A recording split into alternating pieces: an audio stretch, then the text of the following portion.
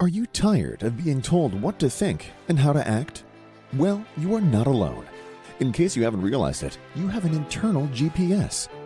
It knows all you need to know about how to live your life. So it's about time you stopped letting the media and the government tell you what is true for you. In fact, it is exactly that time. It's time to think for yourself. And here to make sure you're doing just that is your host, mediator, author, and lawyer, Carol Gold. Hi, it's Monday, April the 21st. I'm Carol Gold, and welcome to Think for Yourself. Recently, Joe Rogan had a podcast episode where his two guests were Douglas Murray and David Smith. Douglas Murray being a journalist who writes for several papers and is a war correspondent, and David Smith is a comedian that I'm not all that familiar with, but nonetheless, apparently a fairly popular comedian. Needless to say, Joe Rogan, I think he's the number one podcaster in the world, has a tremendous following and has really developed the art form of having, a 3-hour conversation that's seemingly incredibly casual, but really there is in fact an art to doing that. Not everyone can sit in front of a mic, even with a guest, and converse for 3 hours. So I want to give him credit where credit is due. And I don't intend to take credit away from him. I don't say that because that's my intention. In fact, I see both sides of the uproar that has taken place ever since that episode was aired. And the uproar seems to be over, well, depending on which side you're on. And there's always sides, right? Because that's what we do. We live in a black and white dualistic reality where we tend to see everything in black and white. And so the sides on this one are either you believe that Douglas Murray had a valid point and perspective when he was challenging David Smith, the comedian, and some other guests that had previously been on Joe Rogan's show, who are fundamentally entertainers or podcasters or also comedians, who have been extremely vocal and extremely adamant about their positions relative to things like the Middle East conflict between the Israelis and the Palestinians, or the war in Ukraine, or in fact just British history and what role Winston Churchill plays in a historical context. So Douglas Murray was challenging those people who, in his opinion, have a mega platform by nature of their talent and their exposure on social media, challenging their opinions on things like the war in Ukraine and the war in the Middle East, because he was making a point.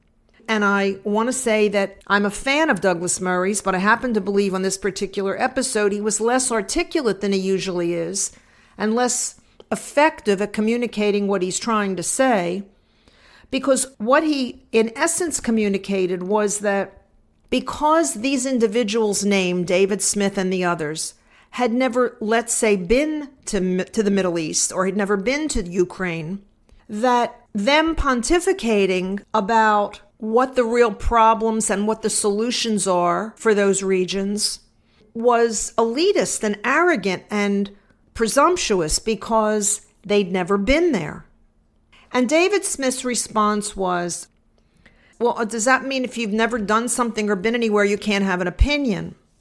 And I think the point that Douglas Murray missed making repeatedly was that it isn't that you can't have an opinion on something if you've not personally experienced it, although I am an advocate that personal experience gives you the most authentic and credible version of what a reality might be, that if you've never been and you have a platform where you reach millions of people, you should be cautious or selective or at least try to verify the facts, in quote, and I say facts in quote because Murray's point was these aren't facts at all that are being communicated by these people who have a platform like David Smith or others.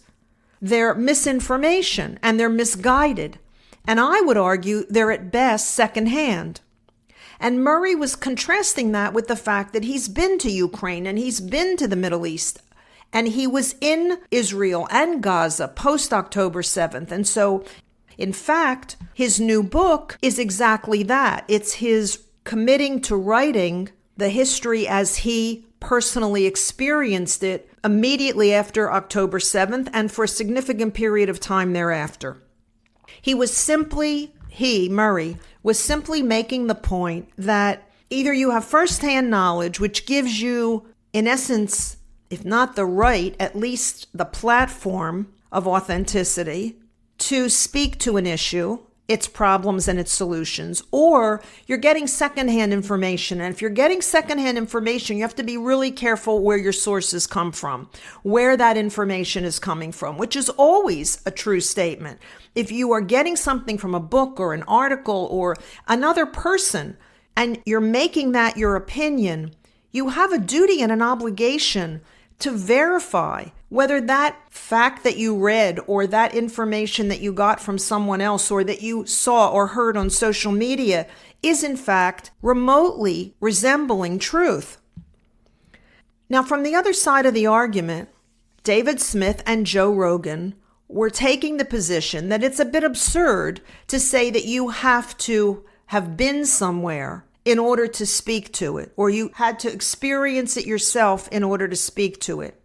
And I saw the merit in that argument because I just made it a moment ago. You can get your information secondhand, but isn't there a responsibility once you do that to verify that the information you got is accurate, truthful, remotely resembling the reality that you're attempting to communicate? So what happened after this episode? Well, a couple of things happened.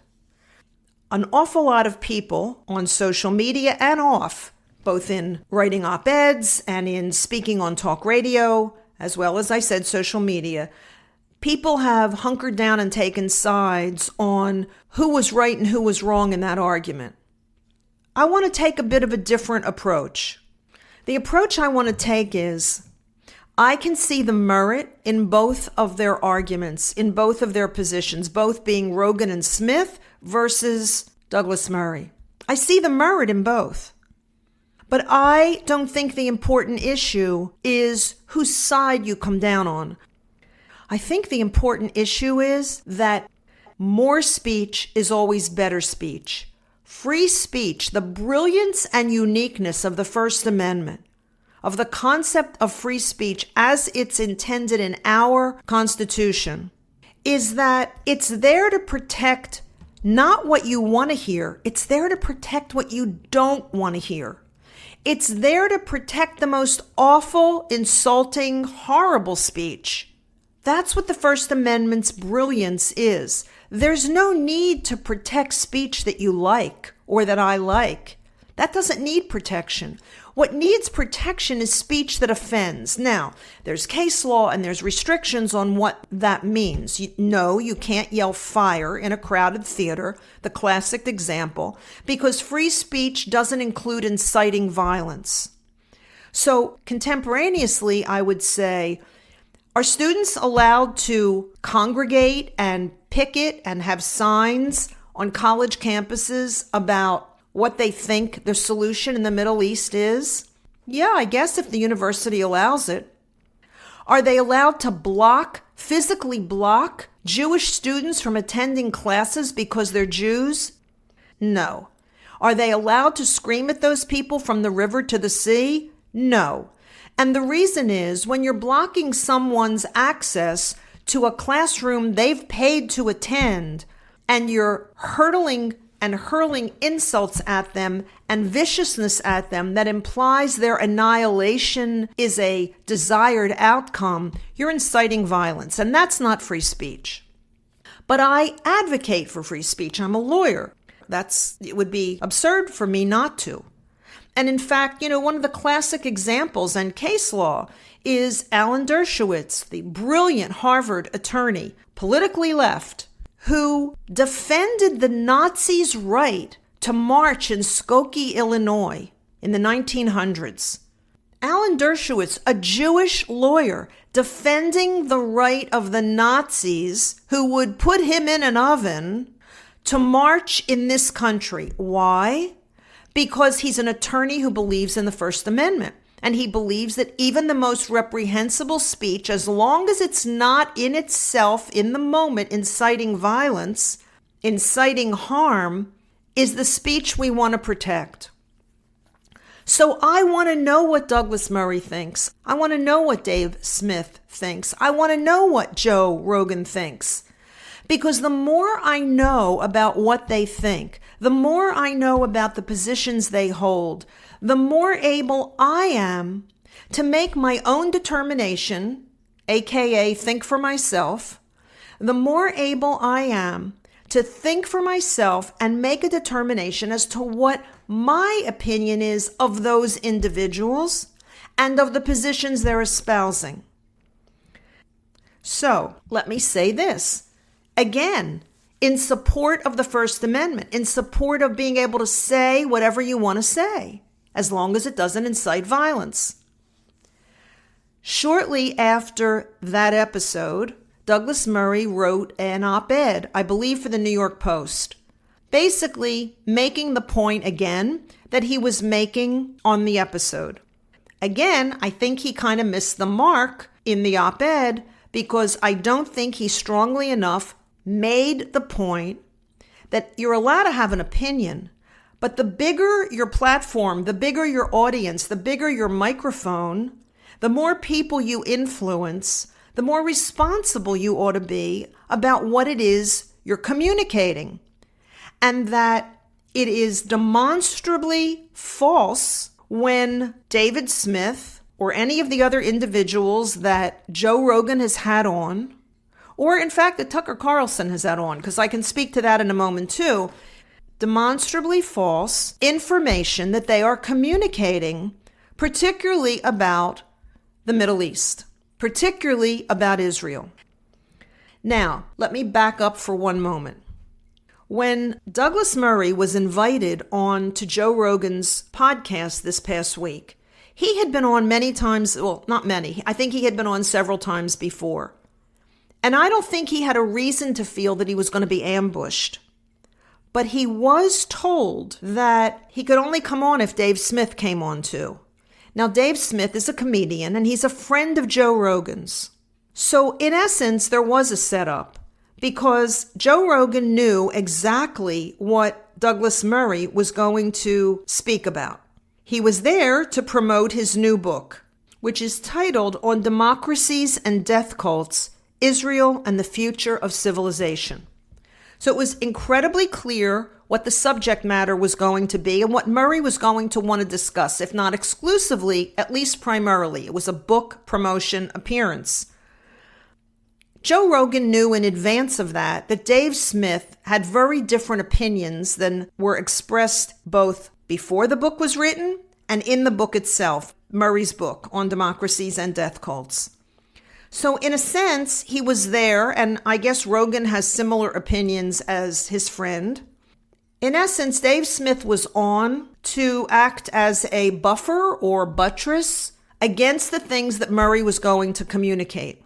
Because Murray is very adamant as to what the problem is in the Middle East and what the solution is. The problem being Hamas and the Palestinians having been indoctrinated for 2 or 3 generations with hatred for Israel and hatred for all Jews. That being the problem, and the solution being the elimination of Hamas, and somehow the cleanup of the hate and the evil, I would call it, that has been instilled in several generations of Palestinians, and radical Islamists globally, but particularly in Gaza. So it was a bit of a setup, and I don't think Murray was really prepared for that.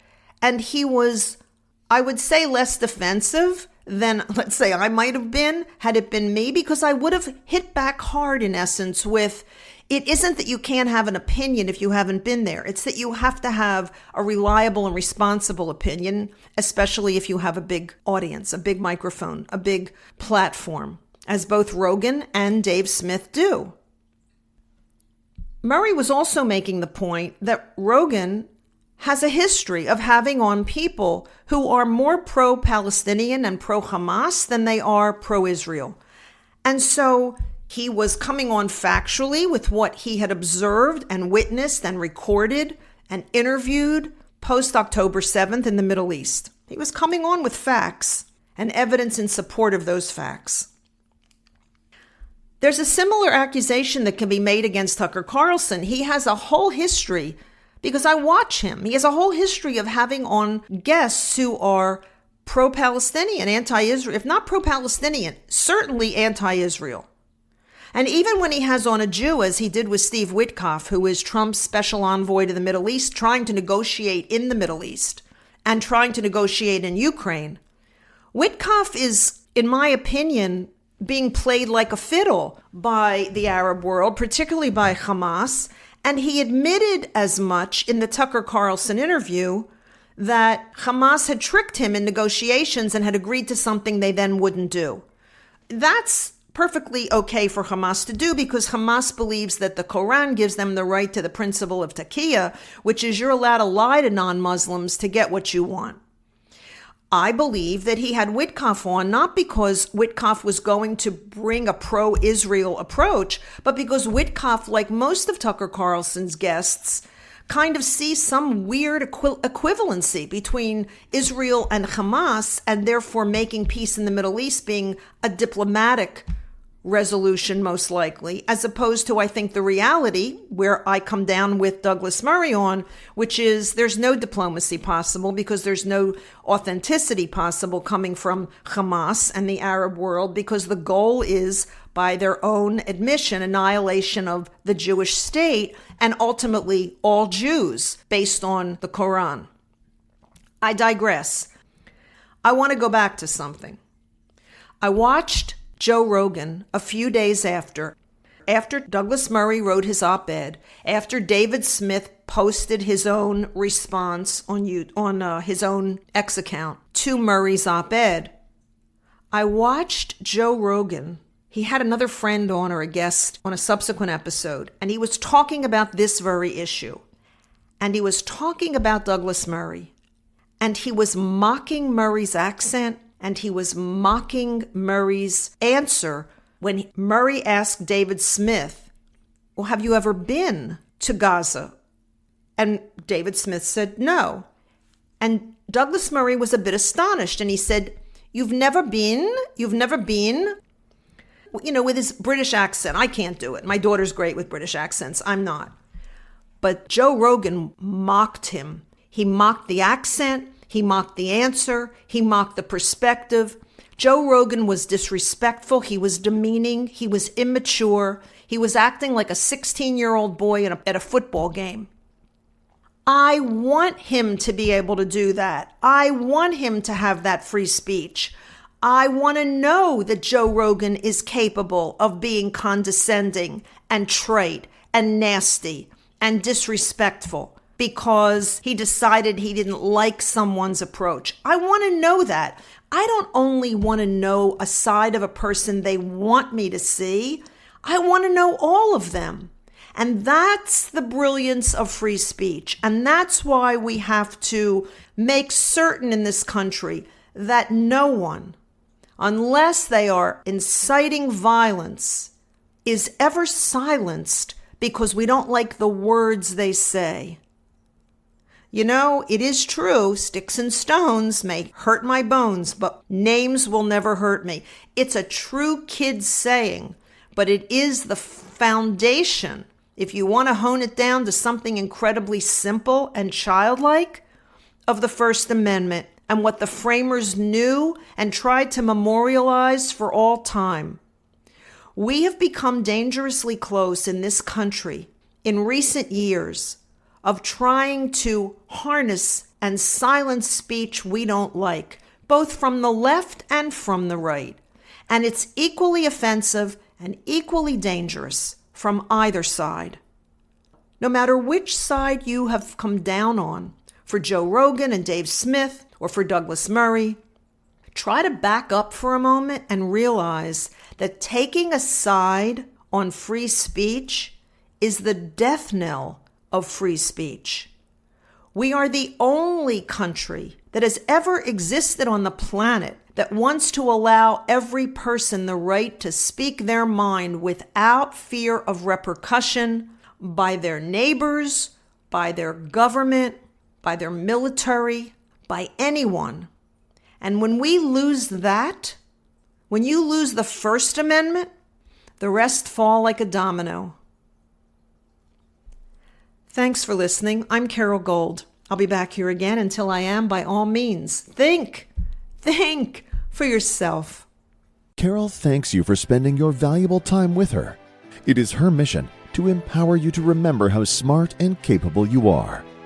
Be sure to check out Carol's website, carolgold.com. That's Carol with an E, gold.com. Please leave a review and subscribe here so you'll be alerted to Carol's next podcast.